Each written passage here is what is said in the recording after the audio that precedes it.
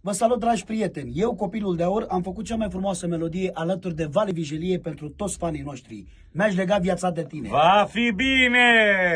Mi-aș lega viața de tine, cu tine iubire și n-aș regreta.